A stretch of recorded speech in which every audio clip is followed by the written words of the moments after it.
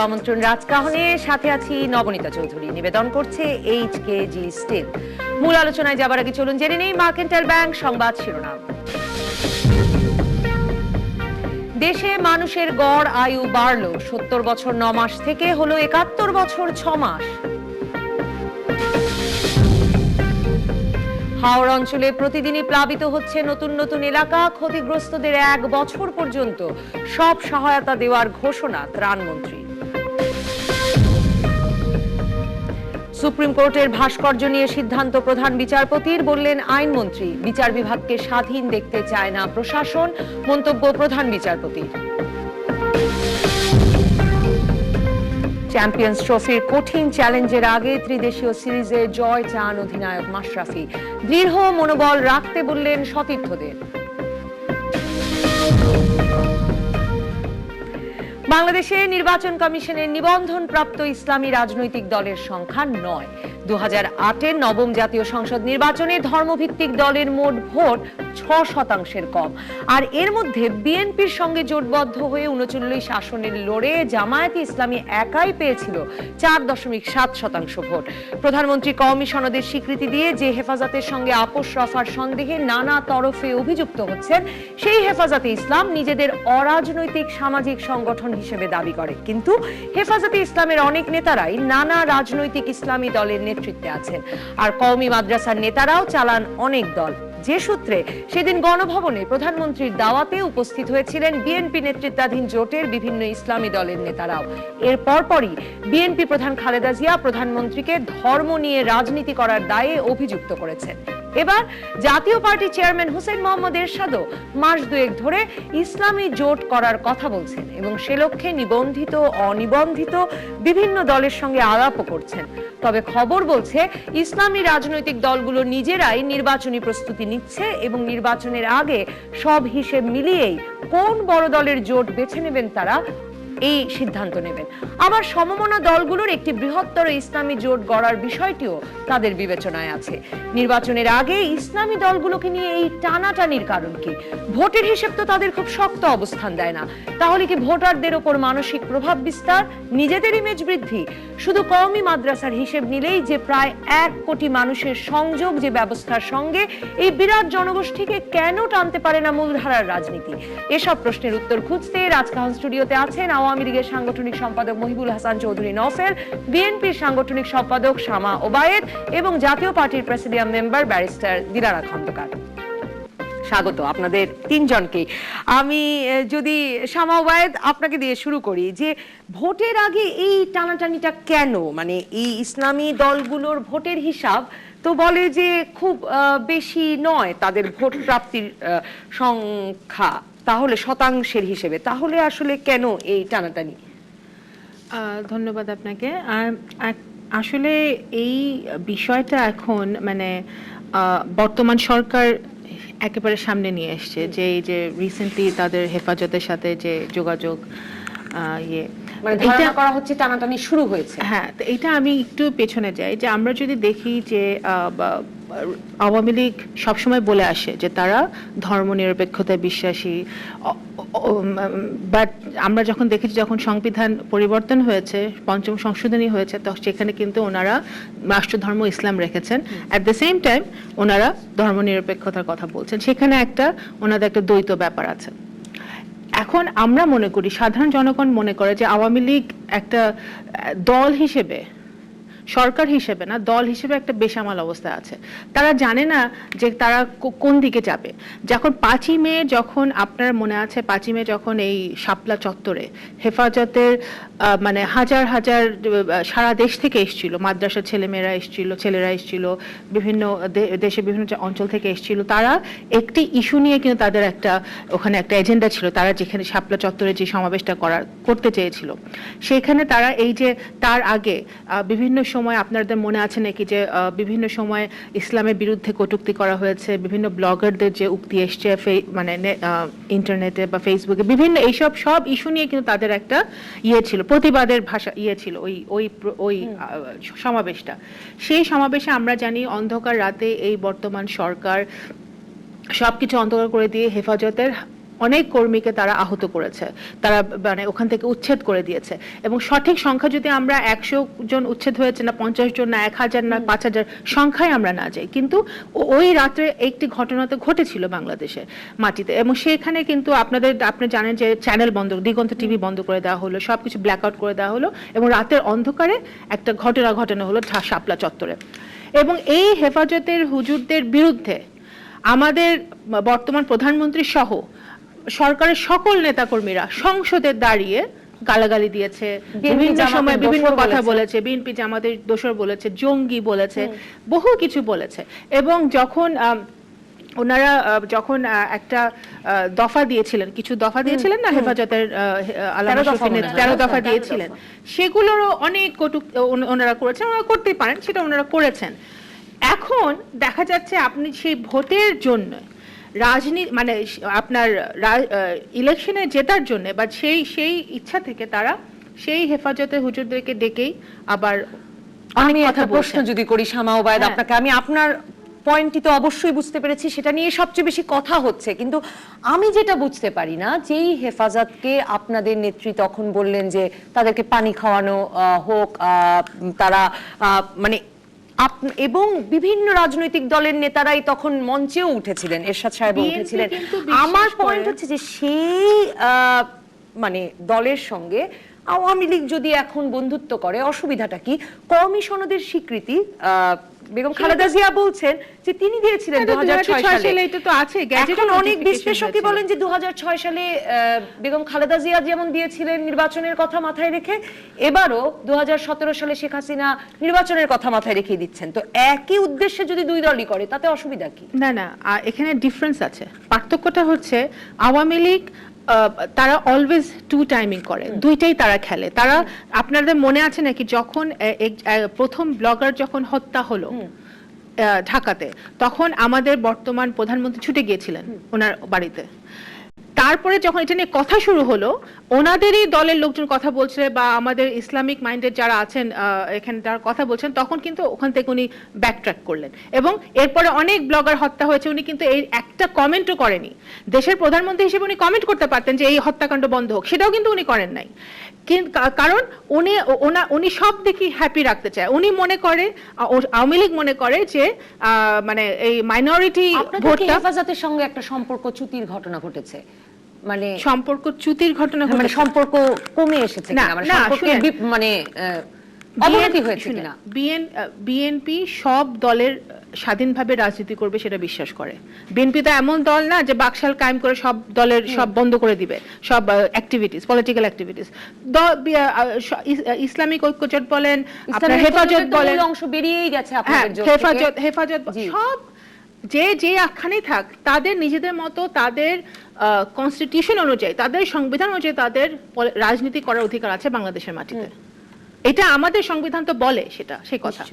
এখন জামাতের ব্যাপার, আপনারা জামাতকে নিষিদ্ধ করেন নাই, কি করবেন না করবেন সে সরকারের ব্যাপার, বা সরকার বলে কোর্টের ব্যাপার, তো নিষিদ্ধ করুক, সেটা তখন আমরা দেখবো যে জামাতের লোকজন কোথায় যায়। কিন্তু আমাদের কথা হচ্ছে যে আওয়ামী লীগ বর্তমানে টালমাটাল অবস্থায় আছে, তারা দিক বেদিক শূন্য। তারা একবার হেফাজতকে টানে, একবার অন্য ইসলামিক দলকে টানে, একবার ব্লগারদের কথা বলে, একবার বলে না। কারণ এইটার মূল কারণ হচ্ছে যে তারা তাদের যে এই যে আমরা দেখছি গত 10 বছর মানে 7-8 বছর ধরে যে ওনাদের যে শাসন আমল চলছে, সেই শাসন আমলের যত অঘটন ঘটন, যত হত্যাকাণ্ড, যত গুণ খুন অত্যাচার হয়েছে, সেগুলোর জন্য তারা এখন ভীত। তারা এখন ইসলামিক ভাবছে যে হেফাজতকে টেনে যদি আমরা একটু আদর যত্ন করি তাহলে হয়তো ইসলামিক ভোটটা পাওয়া যাবে। আমি আপনাদের সঙ্গে সম্পর্ক নিয়ে ইসলামী দলগুলোর আবারও আপনাকে প্রশ্ন করব শামা ওবায়েদ, কিন্তু মুহিবুল হাসান চৌধুরী নওফেল, এটাই বিএনপির অভিযোগের মূল সুরটা এটাই যে আপনারা একরকম রাজনীতির কথা বলেন আর আরেক রকম রাজনীতি আসলে করছেন, সেটি একটি মূল সুর। এবং আরেকটি কথা যেটি আমি আপনাকে জিজ্ঞেস করতে চাই সেটি হচ্ছে যে হিসাব যেটা 2008-এর সংসদ নির্বাচন, মানে সকলের অংশগ্রহণমূলক, ওটাই তো শেষ নির্বাচন ছিল।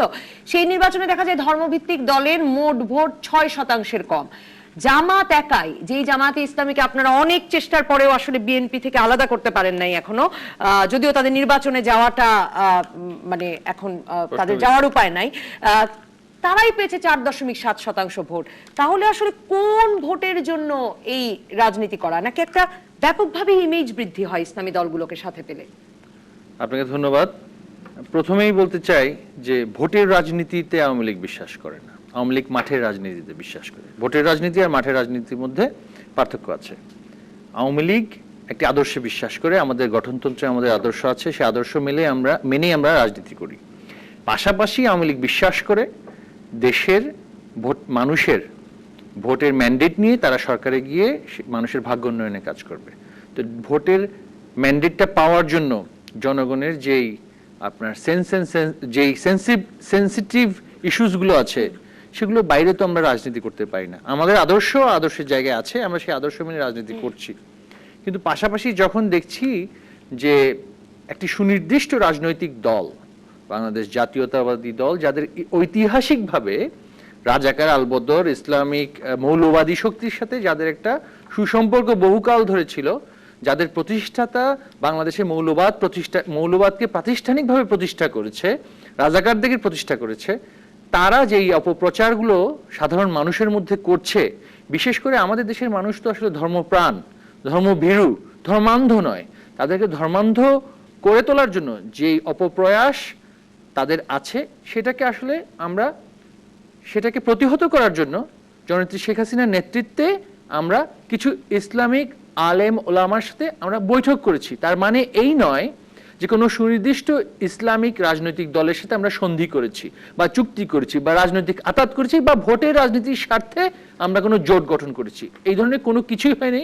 ইতিমধ্যেই জয়ন্তী শেখ হাসিনা গতকাল বলে দিয়েছেন পরিষ্কার করে, যেখানে আমাদের দলের সভানেত্রী বলে দিয়েছেন যে কারোর সাথে কোনো জোট হয়নি, এবং সেই যে বৈঠক হয়েছিল সেই বৈঠকে এরকম কোনো আশ্বাস আওয়ামী লীগ পেয়েছে যে যেটা নিয়েও কথা আছে যে ধরুন অপপ্রচারে অংশগ্রহণ করা, হেফাজতে সেই 5ই মে সমাবেশের পর গাজীপুর নির্বাচনে আমরা দেখেছি যে হেফাজত ইস্যু একটা বড় ভূমিকা রেখেছে, মানে কোনো রকম অপপ্রচার হবে না, আওয়ামী লীগ যে ইসলাম বিরোধী দল নয় সেটা বলে বেড়ানো হবে না, কোনো না কোনো আশ্বাস নিশ্চয়ই পাওয়া গেছে। মানে রেলের জমি দেওয়ার বিনিময়ে আওয়ামী লীগ তো কোনোভাবেই ইসলাম বিরোধী দল নয়।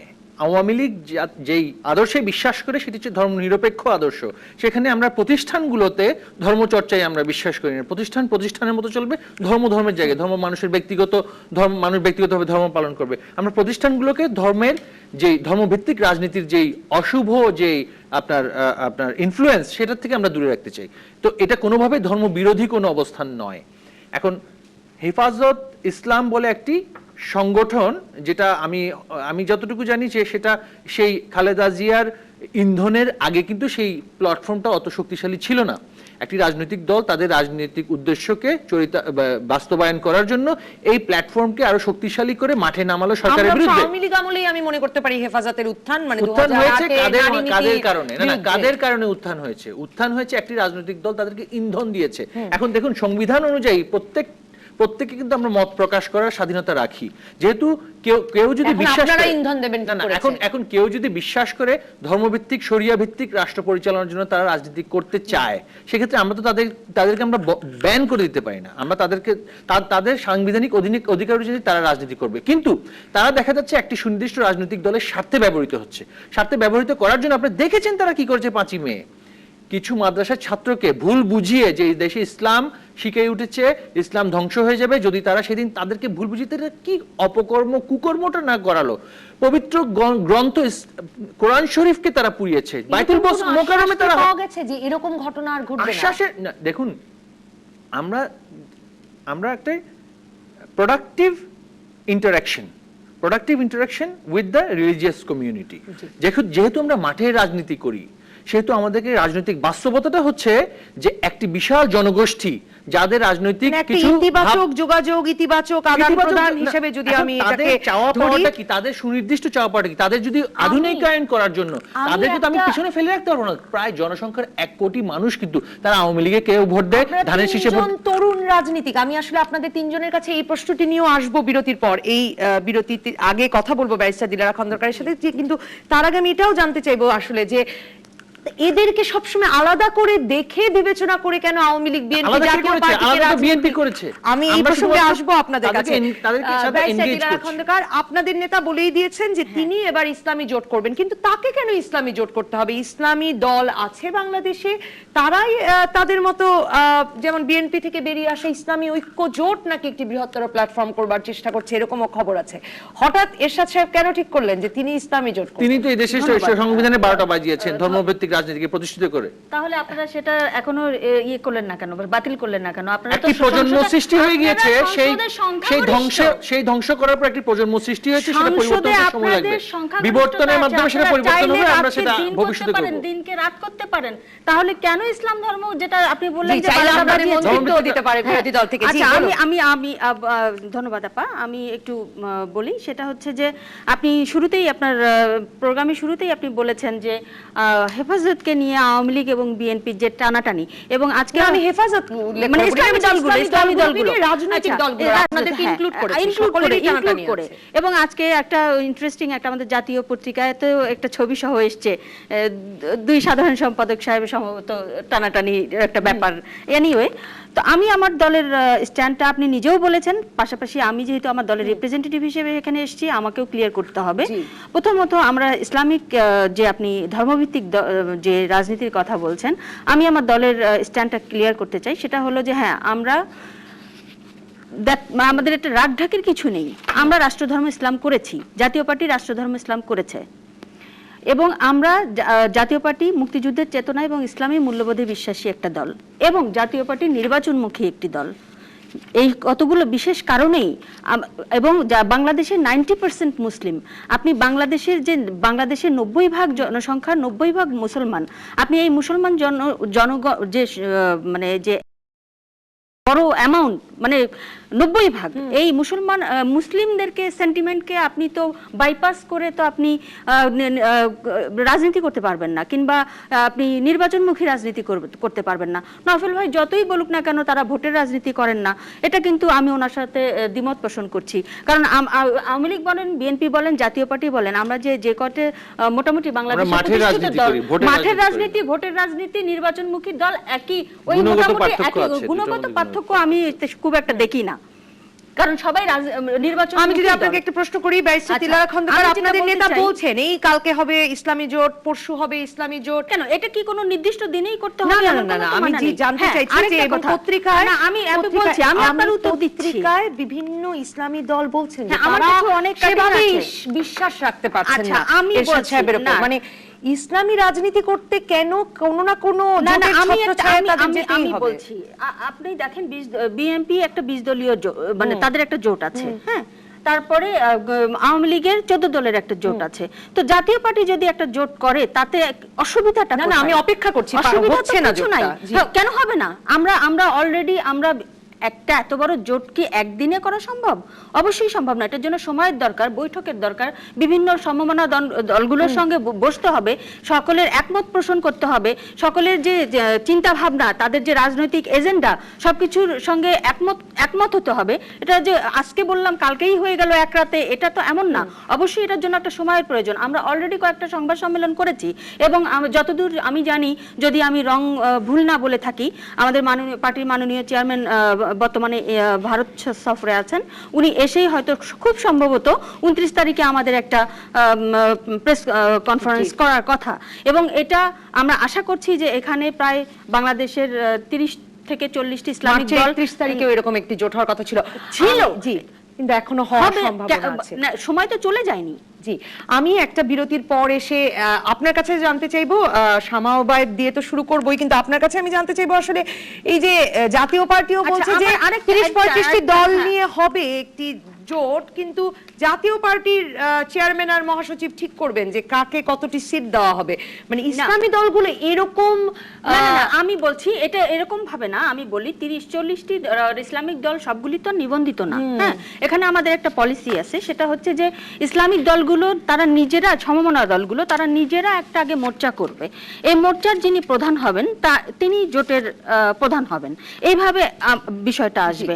আর নফল ভাইয়ের কাছে আমার আমি একটু প্রশ্ন রেখে যেতে চাই যে হেফাজতের যে বোধহয় আজকে বেশ কয়েকটা পত্রিকায় আমি দেখেছি যে হেফাজতের সঙ্গে মানে নাম প্রকাশে অনিচ্ছুক জনক আমাদের একজন সম্মানিত সাংবাদিক ভাই বা বোন যিনি হোক না কেন উনি লিখেছেন বরাত দিয়ে যে হেফাজত মনে করছে যে হেফাজতের সঙ্গে বলেন যাই হোক না কেন, যেটাই হোক না কেন সেটা শাপলা চত্বরেরই তারা একটা রিভেঞ্জ নিয়েছে, মানে এটা তাদের প্রতিশোধমূলক একটা বক্তব্য। একটা বিরতির পর নিশ্চয়ই এই উত্তরও আমরা নেব। দর্শক থাকুন রাজকাহনে। ফিরে এলাম রাজকাহনে। শামা ওবায়েদ, আপনার কাছে যেতে চাই যে পত্রিকাগুলোর খবর, বাংলাদেশ প্রতিদিনের রিপোর্ট আছে, আমাদের সময় রিপোর্ট আছে, পত্রিকাগুলোর খবর হচ্ছে যে বিএনপির সঙ্গে ইসলামী দলগুলোরও খুব সম্পর্ক ভালো যাচ্ছে না। তাদের মানে ইসলামী ঐক্য জোটের মূল অংশটি বেরিয়ে গেছে, আরো কয়েকটি দল ওরকম করে নেই, মানে অত ইনভলভ না আর আপনাদের সঙ্গে। আর জামায়াতে ইসলামী আছে একটা সমস্যায়, কিন্তু ভোট মূলত জামায়াতে ইসলামেরই সবচেয়ে বেশি। আপনারা আবার নতুন করে সম্পর্ক উন্নয়নে কোনো চেষ্টা করছেন কিনা সকলের সঙ্গেই? আচ্ছা, আমি আপনার কথা সংক্ষেপে উত্তর দিই, কারণ নফেল ভাই কিছু পয়েন্ট দিয়েছে তো ওগুলো একটু বলতে হবে। এই বিএনপি যে জোট আছে 20 দলের, সেটা ইনট্যাক্ট আছে। এখন তো একটি অংশ চলে গেছে, তো আরেকটি অংশ আছে। তো এখন এখানে আমরা দেখছি প্রতিদিনই নতুন নতুন দল কিন্তু তৈরি হচ্ছে। কালকেও দেখলাম একটা নতুন দল তৈরি হলো। হ্যাঁ, প্রতিদিন নতুন দল ধরেছে, বিভিন্ন এজেন্ডা নিয়ে, বিভিন্ন সামনে নির্বাচনকে সামনে রেখে বিভিন্নভাবে বিভিন্ন জন দল তৈরি করছে। সেটা কিন্তু আমাদের এখানে দেখার বিষয় না। বিএনপি যে মূল যে অ্যালায়েন্সটা ছিল, জোটটা ছিল, সেটা ইনট্যাক্ট আছে। ওখান থেকে দু একজন লোক চলে গিয়ে আরেকটা দল বানাতে পারে, আরেকটা দলে যোগ দিতে পারে, সেটা তাদের ব্যক্তিগত ব্যাপার। কিন্তু আমাদের কোনো অ্যালায়েন্সে কোনো এখানে কোনো ভাটা পড়েনি। আরেকটা আমি বলতে চাই যে একটা পয়েন্ট উনি বললেন যে হেফাজতের সাথে আওয়ামী লীগের যে এখন ওনারা যে ডেকে এনে কথা বললেন, সখ্যতা করলেন। হেফাজতের সাথে না তো, হেফাজতের কোনো ব্যানার কি ওখানে দেখেছিলেন আপনারা? বারবার আল্লামা শফিকে, আল্লামা শফিক কোন অর্গানাইজেশনের রিপ্রেজেন্ট করে? কোন বাবুনগরী হচ্ছেন হেফাজতের আহ্বায়ক, আল্লামা শফিক হচ্ছে তাদের এখন যখন 5ই মেতে যখন হয়েছিল, তখনও আল্লামা শফির নেতৃত্বে তারা ওখানে গিয়েছিল। সেদিন যখন আপনাদের প্রধানমন্ত্রীর সাথে দেখা করলেন, তখনও আল্লামা শফির নেতৃত্বে, হয়তো বাবুনগরী যায় নাই, তো আরেকজন গেছে। কিন্তু মোদ্দা কথা ছিল তো, এটা তো অস্বীকার করছি না, সেই মিটিংয়ে ছিল। এখন আপনি বলেছেন প্রোডাক্টিভ ইন্টারঅ্যাকশন করেছেন। তো এখন যখন আওয়ামী লীগ যখন ইসলামী দলগুলোর সাথে কথা বলে, তখন প্রোডাক্টিভ ইন্টারঅ্যাকশন হয়। কিন্তু যখন বিএনপি কথা বলে, তখন এটা হয় ইন্ধন যোগাচ্ছে। উনি বলেছেন যে বিএনপি হেফাজতকে ইন্ধন জুগিয়েছে। কিভাবে ইন্ধন জুগিয়েছে? হ্যাঁ, যখন হেফাজত ওইখানে যখন এসছিল, যখন তারা সমাবেশ করছিল, তখন অফকোর্স আমাদের দেশনীতি, কারণ ওখানে তো সারা দেশ থেকে লোক এসছে। এখানে 14 বছরের একটা বাচ্চাও ছিল। আমার কনস্টিটিউয়েন্সি থেকে, আমার একটা উপজেলা আছে সালতা উপজেলা, এখানে অনেক বেশি অনেক মাদ্রাসার ছাত্রছাত্রী। ওখান থেকে একটা ছাত্র এসেছিল, যার হি ওয়াজ ইনজিওর্ড, তার পা এখনো এক পা তার নাই, সে আহত হয়েছিল সেই রাত্রে। এরকম বহু জায়গায় নিশ্চয়ই হয়েছে। এখন উনি মানবিক দিক থেকে বিচার উনি বলেছে যে ঠিক আছে, সবাইকে এখানে টেক কেয়ার করা হোক, পানি দেওয়া হোক, কিন্তু এটা ইন্ধন জোগানো না। কিন্তু আমার কথা হচ্ছে এই দ্বৈত নীতি কেন? আপনারা কথা বললে প্রোডাক্টিভ ইন্টারঅ্যাকশন, আর আমরা কথা বললে আপনার এলাকায় অনেক মাদ্রাসাও আছে, সেসব মাদ্রাসার জন্য তো সুসংবাদ যে তাদের একটি ডিগ্রি সনদ পেতে যাচ্ছে, যে সিদ্ধান্ত 2006 সালে আপনারাও দিয়েছিলেন। এটা আরেকটা ইস্যু। তাহলে অসুবিধাটা কি? নো, আপনার এটা দুইটা ইস্যু। একটা আওয়ামী লীগ দিলে অসুবিধা না, আওয়ামী লীগ দিয়েছে, এটা আমরা সামনে দেখতে পারবো যে কিছু এটাকে সংস্কার করে দেওয়া উচিত ছিল, আমাদের এডুকেশন ইয়েটা দেখা উচিত ছিল, ক্যারিকুলামটা ওদের দেখা উচিত ছিল, তারপরে দেওয়া উচিত ছিল, নাকি দিয়েছে ভালো করে, সেটা সময় বলবে, টাইম উইল টেল। ওই আলোচনায় আমি যাচ্ছি না। ওনারা দিয়েছে ওয়ান সাবজেক্ট। আরেকটা সাবজেক্ট হচ্ছে যে এই যে আপনি যে বিষয়টার অবতারণা করেছেন যে ধর্ম নিয়ে রাজনীতি, এখন বেসিক্যালি আমি সেটাতে বলতে চাচ্ছি, আমরা তো ভুলে যাই নাই যে এই আওয়ামী লীগ তখন আবার 2006 সালে এই খেলাফতে মজলিসের সাথে তারা করেছিল। কেন? উনি তো বারবার বলছে মাঠের রাজনীতি। এখন বাস্তবতা হচ্ছে যে ওনাদের ক্ষমতা কুক্ষিগত করার জন্য ওনারা যেখানে পাবে, কালকে যদি আরেকটা ইসলামিক দল তৈরি হয় হঠাৎ করে, সে তাকেও ডেকে আনবে, ভাই 2টা ভোট যদি। কিন্তু 4.7% ভোট যে পায়, সে তো আপনাদের সাথে আছে। তারপরে আরো কিছু অংশ আছে, জামায়াতে ইসলামী। আর কে কোথায় গেল তার না, আমরা তো বলছি না, আমরা তো কমেন্ট করছি না যে কেন হেফাজত হেফাজতে ইসলাম বা আলামা শফি সাহেবকে তারা তো ডেকে একটা ওনারা কথা সামাজিক বলেন, সংগঠন ওনারা বলে করতেই দাবি পারে, সেটা ডেকেছে, ওনারা গেছেন, ঠিক আছে, কিন্তু বাংলাদেশের জনগণ তো বোকা না। বাংলাদেশের জনগণ তো দেখছে যে যেই আলামা শফির নেতৃত্বে হেফাজতের লোকজন এসেছিল তাদেরকে তোমরা তুলোধনা করে ওখান থেকে উঠিয়ে দিয়েছো, সেই হেফাজতের লোকজনকে ডেকে এখন তোমরা অ্যাকর্ডিং টু নফেল ভাই যে প্রোডাক্টিভ ইন্টারাকশন করছে, সেটা কি দেশের জনগণ বোঝে না যে এটা একটা ভনিতা, যে এটা আসলে আওয়ামী লীগের কোনো নীতি বা আদর্শ বলে কিছু নেই, তারা ক্ষমতা কুক্ষিগত করার জন্য যেখানে যা পাবে টান দিবে। মহিবুল হাসান চৌধুরী, নফেল, প্রথমে বলবো আপনাকে এটি প্রশ্ন করে রেখেছিলেন ব্যারিস্টার তিলক, আপনি কি আবার মনে এই করে দুই দিবেন? ইন্টারঅ্যাকশনের মধ্যে একটা গুণগত পার্থক্য আছে। আচ্ছা। একটি হচ্ছে নির্দেশনা, আগুন জ্বালাও, পোড়াও, ধ্বংস করো, এই ধ্বংসাত্মক কাজে সবাই তাদেরকে সেটা তো সহযোগিতা আপনারা করো। ধারণা না, করে না, বলেন যে খালেদা ওনার জিয়া এই নির্দেশনা, পরিষ্কার উনি করে- পানি খাওয়াতে বেগম বলেছেন। খালেদা জিয়া পরিষ্কার করে বিএনপি নেতাকর্মীদেরকে বলেছেন যে হ্যাঁ, সেদিন বিএনপি নেতাকর্মীরাও নানান কারণে বিএনপি নেতাকর্মীরাও তাদের দলের প্রধানের নির্দেশ মেনে কিন্তু সেদিন বেরিয়ে আসেননি, আসলে কিন্তু আরো ধ্বংসাত্মক কার্যকলাপ হতো। যেই ধ্বংসাত্মক কার্যকলাপ করার ব্যাপারে পরিষ্কার উস্কানি একজন রাজনৈতিক দল, একজন রাজনীতিবিদ হিসেবে, এবং দেশের 3 বারের প্রধানমন্ত্রী ছিলেন কিন্তু তিনি কি করে বলতে পারেন যে তাদেরকে সহযোগিতা করুন? যখন তারা ধ্বংসাত্মক কাজ শুরু করেছে তিনি কিন্তু পানি দেওয়ার জন্য বা বেরিয়ে এসে তাদেরকে সহযোগিতা করার জন্য বিকাল 5টায় বলেননি, কিন্তু রাত 9টায় বলেছেন। দুটোর মধ্যে পার্থক্য আছে, এবং দুটি টেলিভিশন চ্যানেল পরিষ্কারভাবে সেই মেসেজটা সেখানে প্রচার করলো বারবার করে, যাতে করে ধ্বংসাত্মক কার্যক্রম আরো বেড়ে যায়। সুতরাং একটি হচ্ছে এখানে গুণগত পার্থক্য আছে, দুই ইন্টারঅ্যাকশন। ইসলামিক দলগুলোর সাথে যদি আমরা ইন্টারঅ্যাকশনের ব্যাপারটা দেখি তাহলে গুণগত পার্থক্য আছে। একটি হচ্ছে ভোটের রাজনীতির জন্য তাদেরকে ফুড সোলজার হিসেবে ব্যবহার করে, ধর্মীয় অপপ্রচার করে, আমাদের বিরুদ্ধে প্রোপাগান্ডা চালিয়ে, তাদেরকে উস্কানি দিয়ে, আমাদেরকে নাস্তিক, ধর্মবিরোধী বলে প্রচার করে ভোট আদায় করা। আরেকটি হচ্ছে আমাদের ইন্টারঅ্যাকশনটা হচ্ছে একটি অনগ্রসর জনগোষ্ঠীর আধুনিকায়নের জন্য। মাঠের রাজনীতির বাস্তবতায় আমরা কিছু ইসলামিক দলের নেতৃবৃন্দের সাথে বসেছি, সেই নেতৃবৃন্দের সাথে বসে আমরা কিছু বলতে চাইছেন। এক সেকেন্ড আমি ক্লিয়ার করি এই পয়েন্টটা, যে ঐতিহাসিকভাবে আপনারা কখনো কোনো প্রোডাক্টিভ বিকাল প্রপোজিশন কিছু 5টায় করেছেন? আপনি বলুন, আপনি বলুন। না, আমি শুধু এই পয়েন্টে বিকাল 5টায় দেওয়ার বদলে রাত 9টায় কেন দিল, এটার কারণ হচ্ছে যে না কি জ্বালাপোড়া করেছে? জ্বালাপোড়া তো কিছু করে নাই, হেফাজতের লোক যারা আপনারা করেছেন। আপনি তখন কি দেশে ছিলেন? আপনি দেশে দেখেন যে ওরা কি আমি শুধু একটু বলি, কারণ তখনও কিন্তু দেশের জনগণ বা আমরা যারা দেখছিলাম তারা জানে না যে ওরা সেই রাতটা তারা ওখানে অবস্থান করবে। যখন আমরা বুঝতে পারলাম সেই রাতটা তারা ওখানে অবস্থান করবে, তখন উনি ইন জেনারেল বলেছে সবাইকে যে ঠিক আছে তোমরা সবাই তাদেরকে পানি খাওয়া দিয়ে সাহায্য করো। বিকাল 5টাতে সেটা করার কথা না। উদাহরণ দেখান, এবং তারা কি জাতীয়তাবাদী দল বাংলাদেশে ধর্মনিরপেক্ষতা দূরের কথা, শুধুমাত্র একটি স্থিতিশীল, অসাম্প্রদায়িক, মিনিমালি প্রগতিশীল একটি কাজ তাদের রাজনৈতিক দল করেছে। একটি উদাহরণ দেখাক, একটি উদাহরণ দেখান, আমি যেটা বলতে চাই, দেশের একটি উদাহরণ ওনারা দেখান যে দেশের প্রতিষ্ঠানগুলোকে। আওয়ামী লীগের যে প্রবলেমটা আমি একটু বলি প্লিজ। বিএনপি আমরা যার প্রবলেম নিয়ে শেষে আলাপ করে, আপনি নফেল সাহেবকে কি প্রশ্ন করেছিলেন? করেছিলাম কিন্তু উত্তর পাইনি আমি সেটা। আচ্ছা, না, প্রশ্নটি আবার করুন। জি, আবার প্রশ্নটা করেছিলাম যে বেশ কয়েকটা পত্রিকা আজকে দেখলাম যে ওনারা মানে অনুসন্ধানী রিপোর্ট থেকে যেটা দেখা গেল, যুগান্তর এবং যে অনুসন্ধানী রিপোর্ট থেকে দেখা গিয়েছে যে হেফাজত মনে করছে যে তাদের যে সঙ্গে যে আপনাদের মানে প্রধানমন্ত্রীর মঞ্চে চলে আসা, গণভবনে ঢোকা, এটা হচ্ছে সেই শাপলা চত্বরের বলতে গেলে এখন বলি অপপ্রচার হয়েছিল, তাদের বিরুদ্ধে অমানসিক নির্যাতন, প্রচুর মানুষকে হত্যা, আহত, নিহত ইত্যাদি, এটা তখনকার অপপ্রচার ছিল। এখন সেই অপপ্রচারের অপর সাইডে যদি হয় যে আমাদের ওখানে গিয়ে তাদের কিছু নেতা সেখানে গিয়ে মত বিনিময় করেছে, সেটা যদি প্রতিশোধ হিসেবে ধরে নেন, সেটা যদি কোনো সাংবাদিক যদি তার বিশ্লেষণের প্রতিশোধ হিসেবে ধরে নেন, বা কোনো ধর্মীয় নেতা যদি সেটাকে প্রতিশোধ হিসেবে বলেন, তাহলে সেখানে আমাদের বলার কিছু নাই। এতই যদি মিষ্টি মধুর প্রতিশোধ হয়ে থাকে তাহলে তো দেশের রাজনীতির জন্য এটা একটা গুণগত পরিবর্তন বলে আমি মনে করি। এত যদি মিষ্টি মধুর প্রতিশোধে ওনারা বিশ্বাস করেন। করতে চাই সেটা হচ্ছে যে সে আরো বলা হয়েছে ওই রিপোর্টটাতে যে আগামীতে তারা আবারও শাপলা চত্বরে প্রোগ্রাম করার যান, শাপলা চত্বরে যান, কিন্তু মানুষকে জ্বালিয়েন না। আপনারা কি তখন ধর্মগণ অবশ্যই দেব। যে কোনো রাজনৈতিক দল যদি সুষ্ঠু সুষ্ঠু কোনো রাজনৈতিক প্রোগ্রাম করতে চায়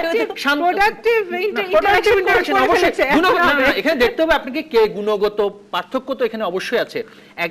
আমাদের প্রচেষ্টা হচ্ছে একটি অনগ্রসর জাতিকে, অনগ্রসর জনগোষ্ঠীকে আধুনিকায়ন করা, ওনাদের প্রচেষ্টা হচ্ছে সেই অনগ্রসর জনগোষ্ঠীকে ধর্মের কল বাতাসে নাড়ে সেই মন্ত্রে উজ্জীবিত করে আমাদের বিরুদ্ধে অপপ্রচার করা, এবং ঐতিহাসিকভাবে তারা করেছেন, তাদের প্রতিষ্ঠাতা সেটা করেছেন, তাদের বর্তমান প্রধান বেগম খালেদা জিয়া সেটা করেছেন। আপনি একটা উদাহরণ দেখেন, নারীর ক্ষমতায়নের জন্য আজকে জননেত্রী শেখ হাসিনা সারা বিশ্বে সমাদৃত, সারা বিশ্বে আজকে তার কথা বলছেন। না না, এটা কেন হয়েছে? কারণ তিনি প্রগতির পথে হাঁটছেন, অসাম্প্রদায়িক সমাজ প্রতিষ্ঠার পথে হাঁটছেন। একটা উদাহরণ দেখেন, খালেদা জিয়া অসাম্প্রদায়িক সমাজ প্রতিষ্ঠার জন্য একটা কাজ করেছেন, যা জায়গাকে রাজনীতি প্রতিষ্ঠা করা ছাড়া তিনি কিছুই করেন। জি, ব্যারিস্টার দিলারা খন্দকার, আপনার কাছে জানতে চাইবো যে জাতীয় পার্টি এই যে জোট করবার কথা বলছে, এটি কি শুধুই নির্বাচনী জোট নাকি একটা দীর্ঘ সময় ধরে রাজনৈতিক জোট? মানে জাতীয় পার্টির আদর্শে কি আছে? আমি কিন্তু আমাদের আদর্শটা একটু আগে আপনাকে বলেছি, আমরা মুক্তিযুদ্ধের চেতনা এবং ইসলামী আদর্শে বিশ্বাসী একটি দল এবং নির্বাচনমুখী দল। অবশ্যই যে জোট, ইসলামিক জোটটা আমাদের হবে, এটা অবশ্যই একটা নির্বাচনমুখী জোট হবে। কারণ দেখেন, আপনাকে আমি একটু আগে একটা পত্রিকা কাটিং দিয়েছি, ওখানে বলা হয়েছে যে আগামী 15 বছরেও জামাত নির্বাচন করবে না বলে তাদের একটা পলিসি নিয়েছে। সো এবং বিএনপি থেকে অনেকগুলো ইসলামিক দল বের হয়ে আসছে। আপনাদের নেতা অনেক দিন ধরে বলছেন, গত প্রায় 5 বছর ধরে, মানে ওই 2014 নির্বাচনটি করার পর থেকে 3 বছর ধরে বলছেন যে তারাই হবে, আমরা তো বাংলাদেশে আপনারাই হবেন বাংলাদেশের দ্বিতীয় বৃহত্তম দল এবং বিএনপির বিকল্প হবেন আপনারা। না, আমরা এখনো বাংলাদেশের দ্বিতীয় বৃহত্তম দল, কারণ আমরা বিরোধী দল। আপনি এটা কি ডিনাই করতে পারবেন? আইনগতভাবে ডিনাই করতে পারবেন? এটাও বাস্তবতা যে 2008 নির্বাচনে যদি 5টা সিট তারা বেশি পেত, তারাই কিন্তু বিরোধী দল হতো, শুধুমাত্র 5টা সিট যদি বেশি পেত। আপনারা কি সাংবিধানিকভাবে যে আমরা যে বিরোধী দল, এটা কি আপনি অস্বীকার করতে পারবেন? না। তাহলে তো আমরা অবশ্যই দ্বিতীয় বৃহত্তম দল দেশের বর্তমানে। তো বিএনপির বিকল্প হয়ে ওঠার চেষ্টা, এটা সাংবিধানিক বাস্তবতা এবং বিএনপির দুর্বলতা। তারা সাংগঠনিকভাবে যে কতটাই দুর্বল হয়ে গেছে, এটাই হচ্ছে তার প্রমাণ। বিএনপির বিকল্প হয়ে ওঠার চেষ্টা বা কৌশল থেকেই কি? চেষ্টা না, আমরা অলরেডি বিএনপির বিকল্প, কারণ আমরা সংসদে বর্তমানে বিরোধী দল, যার কারণে আমরা অবশ্যই বিএনপির বিকল্পই এখন। এটা আপনাকে তো মেনে নিতে হবে। আগামী নির্বাচনে যখন আওয়ামী লীগ, আমরা আশা করতে পারি আওয়ামী লীগ থাকবে, বিএনপি থাকবে, জাতীয় পার্টি থাকবে, সেই কৌশলের কারণে কি আপনারা আগে ইসলামপন্থী দলগুলোর সঙ্গে কি হবে আপনি কি এটা এখন থেকে বলতে পারবেন? না, আপনি কি এটা এখন থেকে বলতে পারেন? অবশ্যই বিএনপিকে স্বাগত জানাবো। আমরা চাই সমস্ত দলকে নিয়ে নির্বাচন করার জন্য, এবং বিএনপি আগামীতে আসবে এবং সেটা জাতীয় পার্টি স্বাগত জানাচ্ছে। জাতীয় পার্টির একজন প্রতিনিধি হিসাবে আমি বিএনপিকে স্বাগত জানাচ্ছি আগামী নির্বাচনে আসার জন্য। আমি একটা বিরতির পর 3 তরুণ রাজনীতিবিদের কাছে যে প্রসঙ্গটি নিয়ে শেষ করতে চাই আলোচনা, যে এই যে যাদেরকে আমরা ইসলামপন্থী দল বলছি, যারা ইসলামী রাজনীতি করেন বলছি, কওমি মাদ্রাসার যে বিশাল জনগোষ্ঠীর কথা বলছি, তারা আওয়ামী লীগ বিএনপি করতে পারেন না কেন? মানে নির্বাচনের আগে তাদের নিয়ে টানাটানি করে তাদেরকে একটা ভোটের জন্য ব্যবহার করাটাই কেন একমাত্র রাজনীতিতে তাদের একমাত্র অবদান হয়ে দাঁড়ায়? একটা বিরতির পর দর্শক ফিরে এলাম রাজকাহনে। শামা ওবায়েদ, আপনার কাছে জানতে চাই, যেখানে এই আলোচনাটি নিয়ে যেতে চাইছিলাম, যে ইসলামপন্থী রাজনীতি যারা করেন তারা বিএনপি, আওয়ামী লীগ, জাতীয় পার্টি করতে পারেন না কেন? মানে তাদের কেন আলাদা দল করতে হয়, আলাদা এজেন্ডা নিয়ে লড়তে হয়? তখন কখনো তারা হয়তো ওইরকম করে সমর্থন পান না, ভোটের আগে তাদের দাম বাড়ে কেন? এটা তো ওদেরকে জিজ্ঞেস করতে হবে তারা কেন করে না। বাট যেটা আমাদের দেশের যেই রাজনৈতিক ঐতিহ্য আমরা দেখে আসতেছি এত মানে স্বাধীনতা যুদ্ধের পর থেকে, আমরা দেখছি 2টা মেইন পলিটিক্যাল পার্টি, একটা আওয়ামী লীগ, একটা বিএনপি। ঠিক আছে না? আপনার তখন বিএনপি জন্ম হওয়ার পর থেকে আমরা দেখছি এই 2টো পার্টি, ধানের শীষ আর নৌকা। অন্য এসেছে আপনার জাতীয় পার্টি, অনেক দিন ওনারা ছিলেন, তখন আওয়ামী লীগ বিএনপি দুজনেই ওনাদের বিরুদ্ধে মাঠে ছিলেন তখন সে, কিন্তু এখন আমরা দেখেছি মূল ইভেন এখন ওই যে আপা যে বললেন, ওনার সাথে আমার আগে পরিচয় হয়নি, উনি বললেন যে বিএনপি সাংগঠনিক অবস্থা এত খারাপ, এখন জাতীয় পার্টি হচ্ছে 2nd বৃহত্তম দল।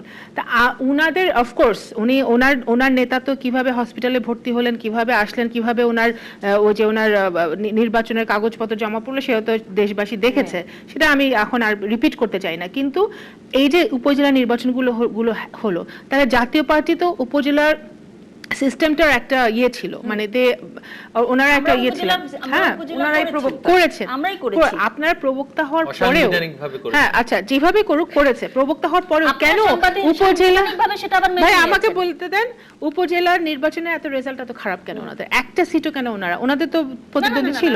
হ্যাঁ, তারপরে ইউনিয়ন নির্বাচনে ঠিক না, আমরা 60টা সিট পেয়েছি, 60 উপজেলা নির্বাচনে, না না সরি ইউনিয়ন পরিষদ নির্বাচন। না আমি বলতেছি উপজেলার 5টা ফেজে উপজেলা নির্বাচন হয়েছিল। না উপজেলা এই যে, নির্বাচনে হ্যাঁ, আমাদের আছে, আমাদের হ্যাঁ, প্রায় আসেন 11-12 জনের আপনি মধ্যে। খোঁজ নিন। না রং এবং- ইনফরমেশন এবং- দিলে তো হবে হ্যাঁ, না। এবং সুতরাং আমি জাতীয় স্থানীয় পার্টি নির্বাচনে জাতীয় পার্টির ভোট কমেছে, অনেক জাতীয় কমেছে, পার্টির অনেক কমেছে। আসন এখন কমেছে, পদ কমেছে। ওনারা যদি এই যে এরকম গৃহপালিত মানে হয়ে থেকে গৃহপালিত বিরোধী দল হয়ে বা মন্ত্রিত্বের ভাগ নিয়ে আবার অর্ধেক বিরোধী দলে থেকে এইসব বিভিন্ন ভাবে যদি ওনারা খুশি থাকেন, নিজেদেরকে মনে করেন যে ওনারা দ্বিতীয় বৃহত্তম দল, সেটা ওনাদের ব্যাপার, সেটা আমার কোনো এখানে কথা নাই।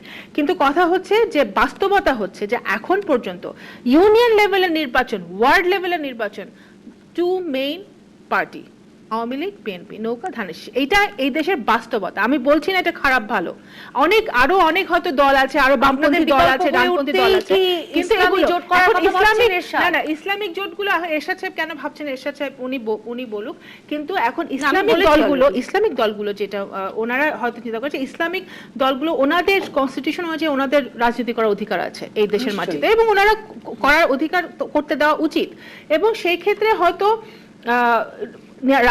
ভোটের আগে, কারণ আমরা তো সবাই তো যারা পলিটিক্স করে, যারা মাঠে রাজনীতি করে, তারা কিন্তু সবাই একটি লক্ষ্য নিয়ে রাজনীতি করে। ইসলামিক দলগুলোর একটা